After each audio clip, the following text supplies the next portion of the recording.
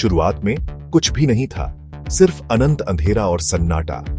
इसी खालीपन से एक सुनहरा अंडा निकला, दिव्य ऊर्जा से धड़कता हुआ। यह है हिरण्यगर्भ, ब्रह्मांडीय अंडा, सारी सृष्टि का बीज। लेकिन यह प्राचीन अवधारणा शिव से कैसे जुड़ी है, जो कि एक अनंत योगी है? हमारे साथ जुड़िए और हिरण्यगर्भ के रहस्य और भगवान शिव से इसके संबंध को जानने के लिए, जो कि सृष्टि और विनाश के ब्रह्मांडीय चक्र के पीछे की शक्ति है। हिरण्यगर्भ शब्द संस्कृत से आया है। हिरण्य का मतलब है सुनहरा और गर्भ का मतलब है गर्भ या अंडा। ये वो आदिम स्रोत है जिससे पूरा ब्रह्मांड बना।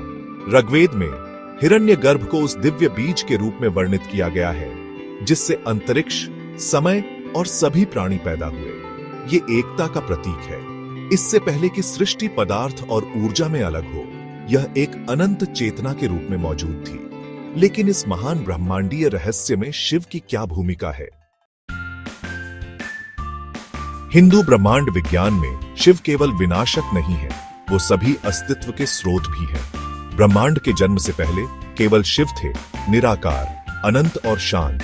पूर्ण शांति की इस अवस्था को महाशून्य के रूप में जाना जाता है। महान शून्य वही खालीपन जिससे हिरण्यगर्भ का उदय हुआ। शिव ब्रह्मांडीय शांति हैं जो सृष्टि की क्षमता रखते हैं, ठीक उसी तरह जैसे ब्रह्मांड बनाने के लिए ब्रह्मांडीय अंडा फटने से पहले।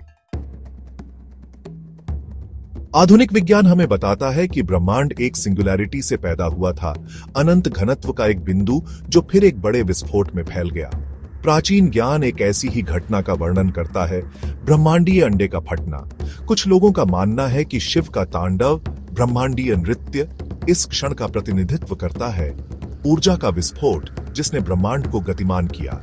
उनका नृत्य सिर्फ विनाश नहीं है, यह स्वयं सृष्टि है, ब्रह्मांड की लय जो प्रकट हो रही है। अगर हिरण्यगर्भ ब्रह्मांड का बीज है तो इसे जीवन क्या देता है? शिव शक्ति, शुद्ध ऊर्जा के रूप में। वह शक्ति है जो ब्रह्मांडीय अंडे को जीवंत करती है। उनकी उपस्थिति सुप्त ब्रह्मांड को जगाती है, जिससे वह विस्तार और विकास कर पाता है। यही कारण है कि शिव को अक्सर एक ब्रह्मांडीय तीसरी आंख के साथ दर्शाया जाता है, जो सर्वोच्च जागरूकता का प्रतिनिधित्व करता है, सृष्टि के पीछे मार्गदर्शक शक्ति। लेकिन जैसे ब्रह्मांड का जन्म हुआ, एक दिन यह अपने स्रोत में वापस लौट जाएगा। वैज्ञानिकों का अनुमान है कि ब्रह्मांड अंततः एक सिंगुलैरिटी में वापस गिर सकता है, जैसे यह एक बार उभरा था। यह महाकाल, समय के स्वामी के रूप में शिव की भूमिका के साथ संरेखित होता है।